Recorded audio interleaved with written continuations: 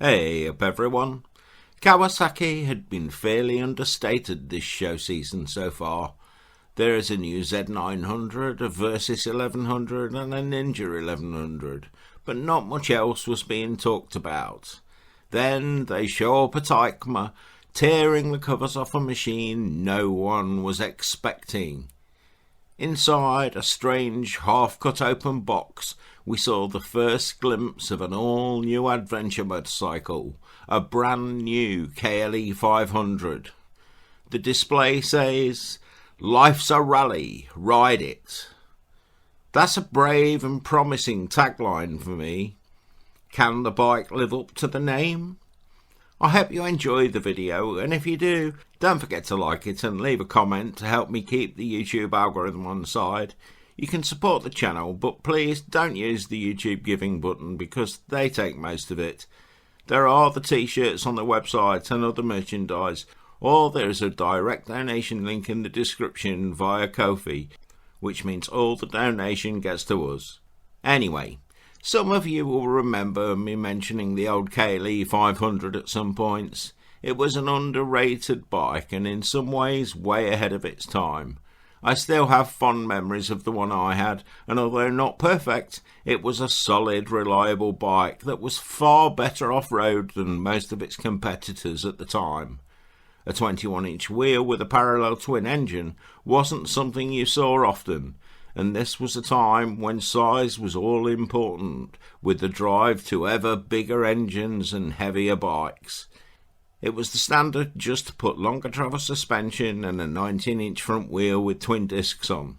The old KLE500 did get fatter over time, but the early ones weighed in at just 178 kilos or 392 pounds. Could we get a bike like that today? The Versys 650, which replaced the KLE500, was a very different bike, much more road-oriented, and the KLR 650, although a great bike, will only ever be a single.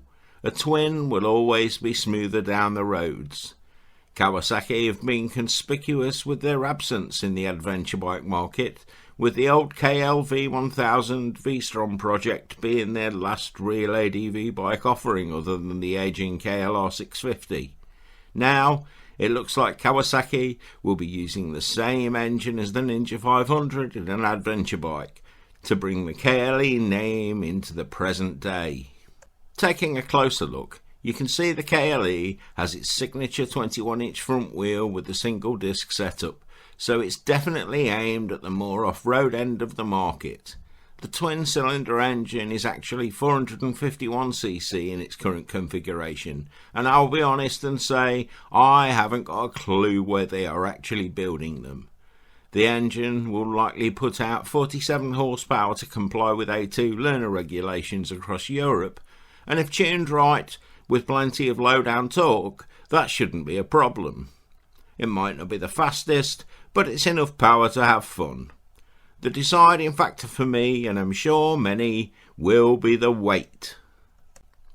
People have been calling for a lighter, more off-road capable version of the CB500X for years now. Could Kawasaki have finally built it? They don't have the added complication of deflecting sales away from a bigger, more expensive adventure bike in the range like Honda do after all. Remember, the engine is already in production and being sold worldwide, and the chassis technology and running gear would be relatively easy for Kawasaki to put together. There's no reason at all why this bike can't be in showrooms before the end of 2025. Could we have a new parts bin special on our hands? The front rim, which is the only one on show, looks like it is for tubed rather than tubeless tyres, but it has upside-down forks and a radial caliper on the big single disc. We can't see if the suspension is adjustable for preload or damping, but we can hope.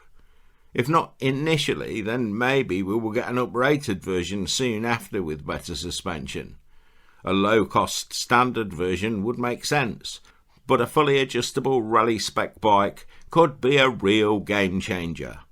The equivalent of the Rally Raid Honda CB500X that we never got.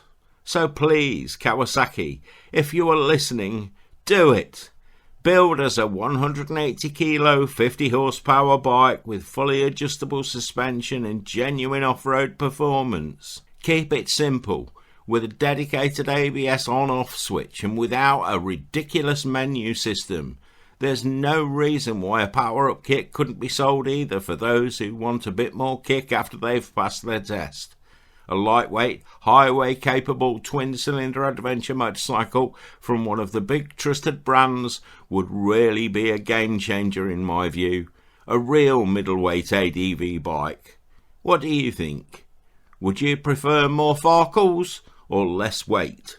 Cheaper or higher spec?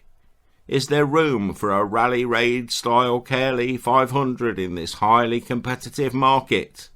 Could Kawasaki be building the bike we have shouted for so long? Let me know your thoughts in the comments.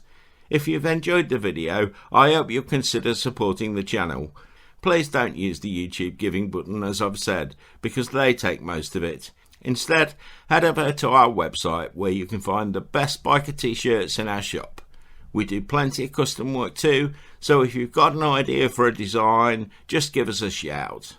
There's also our Redbubble shop, where you can find mugs, hats, wall art, sweatshirts, phone cases and more. Over 60 products with great quality printing, delivered worldwide. Basically, if you can print on it, we can usually supply it somehow. Just drop me a line via the contact page on the website. There is a direct donation link in the description via Ko-fi for anyone who prefers just to donate though. Don't forget to check out the community page for promo codes and discounts, and while you're at it, take a look at our blog on the website. It's packed with even more articles, videos and other tales of motorcycle adventures. Please don't forget to like the video and subscribe to the channel if you haven't already. Join the best motorcycle community on YouTube and be the first to see any new videos when they come out. And always remember, keep your spanners close and your keys even closer. Ride free, everyone!